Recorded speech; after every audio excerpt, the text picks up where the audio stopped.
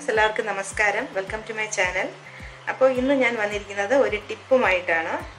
ഇരുമ്പ് പാത്രങ്ങൾ എങ്ങനെയാണ് സീസൺ ചെയ്തെടുക്കുന്നത് എന്നുള്ളതിനെ കുറിച്ചാണ്. അപ്പോൾ സീസൺ ചെയ്തെടുക്കുക എന്ന് പറഞ്ഞാൽ പഴക്കിയെടുക്കുക, മയക്കിയെടുക്കുക എന്നൊക്കെ പല സ്ഥലത്തും പല രീതിയിൽ പറയാറുണ്ട്. എന്തായാലും സീസൺ ചെയ്തെടുക്കുന്നത് എങ്ങനെയെന്നുള്ളത്, നമ്മൾ ഉപയോഗപ്രദമാക്കിയെടുക്കുന്നത് എങ്ങനെയെന്നുള്ളതെന്ന് കാണാം. അപ്പോൾ എല്ലാവരും ചാനൽ ഒന്ന് സബ്സ്ക്രൈബ് ചെയ്യുക, സപ്പോർട്ട് ചെയ്യുക, ആ ബെല്ലൈക്കൺ കൂടെ ഒന്ന് പ്രസ് ചെയ്യുക, അതിൽ ഓൾ ഓപ്ഷൻ തിരഞ്ഞെടുക്കുക. അപ്പോൾ ഞാൻ വീഡിയോസ് അപ്ലോഡ് ചെയ്യുമ്പോൾ നിങ്ങൾക്ക് ഉടനോടെ നോട്ടിഫിക്കേഷൻസ് വരും. അപ്പോൾ എങ്ങനെയാണ് ഈ ഇരുമ്പ് ചട്ടി സീസൺ ചെയ്തെടുക്കുന്നതെന്ന് കാണാം. ഞാൻ ഇത് വാങ്ങിയതേ ഉള്ളൂ.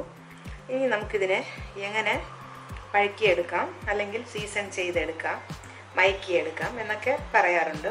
അപ്പോൾ നമുക്കിതെങ്ങനെ ചെയ്യുന്നതെന്ന് നോക്കാം. നമുക്കിതിനെ ഒന്ന് നല്ലപോലെ ഒന്ന് കഴുകിയെടുക്കാം.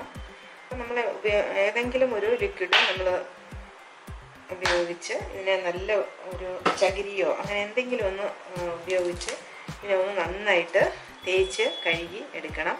എല്ലാ ഭാഗത്തും അകത്തും പുറത്തുമൊക്കെ നല്ലപോലെ ഒന്ന് തേച്ച് കഴുകിയെടുക്കാം. അപ്പോൾ നമ്മൾ ഇത് തേച്ച് കഴുകുമ്പോൾ നമ്മൾ സോഫ്റ്റായിട്ടുള്ള എന്തെങ്കിലും ഇട്ട് കഴുകിയാൽ മതി.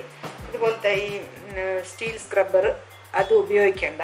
സോഫ്റ്റായിട്ടുള്ള എന്തെങ്കിലും അല്ലെങ്കിൽ ചകിരി ഉപയോഗിച്ച് നമുക്കത് നന്നായിട്ടൊന്ന് കഴുകിയെടുക്കാം. അപ്പം ഞാനിത് ഞാൻ നന്നായിട്ട് കഴുകിയെടുത്തു. ഇനി നമുക്ക് നല്ല ഒരു തുണി വെച്ച് ഇതിനെ ഒന്ന് തുടച്ചെടുക്കണം.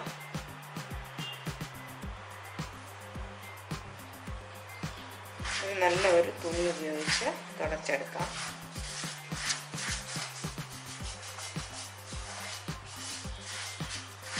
അതിന് ശേഷം ഞാനിത് അടുപ്പിൽ വെച്ചു. ഇത് നല്ലപോലെ നമുക്കൊന്ന് ചൂടാക്കണം. നന്നായിട്ട് ചൂടാകുമ്പോൾ നമുക്കിതിൽ വെളിച്ചെണ്ണയോ ഏതെങ്കിലും നല്ലെണ്ണയോ ഏതെങ്കിലും ഒരു ഓയില് എല്ലാ ഭാഗത്തും നമുക്കൊന്ന് ഓയില് തടവിയെടുക്കാം.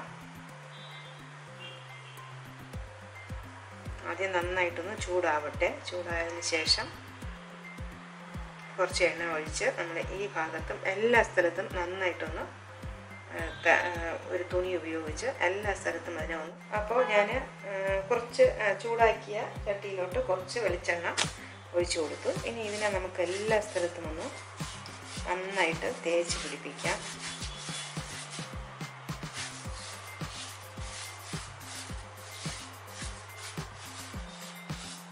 ഈ സൈഡിലും അതിൻ്റെ ആ പിടിയിലും എല്ലാ സ്ഥലത്തും ഒന്ന് തേച്ച് കൊടുക്കാം.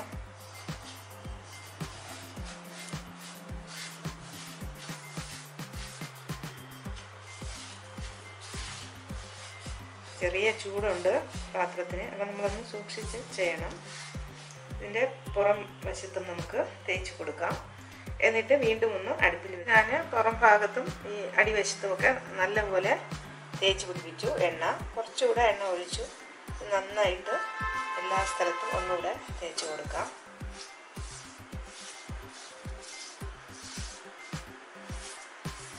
ഇനി നല്ലപോലെ ഒന്ന് പുക വരുന്നത് വരെ നമുക്കിതൊന്ന് ചൂടാക്കാം.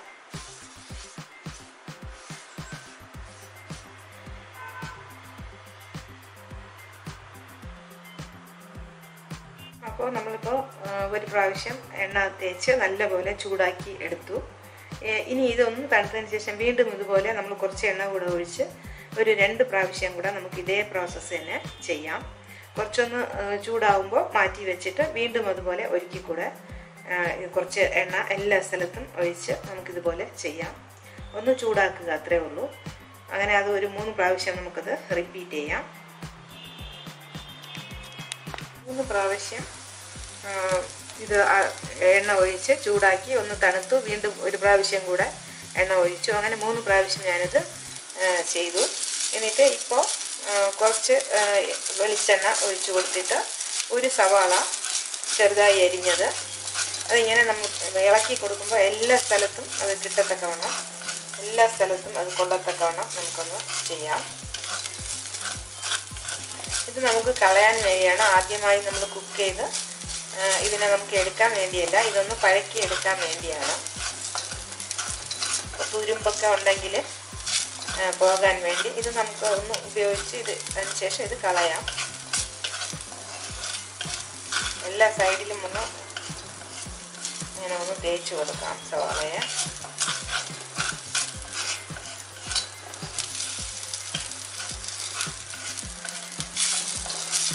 അപ്പോൾ ഇരുമ്പ് ചട്ടി നമുക്ക് അനീമിക് ആയിട്ടുള്ളവർക്കൊക്കെ നമുക്ക് ശരീരത്തിൽ ഇരുമ്പിൻ്റെ അംശം നമ്മൾ ഈ ഇരുമ്പ് പാത്രം ഉപയോഗിക്കുക വഴി ലഭിക്കും. പക്ഷേ കൈകാര്യം ചെയ്യുമ്പോൾ കുറച്ച് ഓരോ പ്രാവശ്യവും കുക്കിംഗ് കഴിഞ്ഞ് ഉടനെ തന്നെ നമ്മൾ അതിൽ നിന്ന് മാറ്റണം.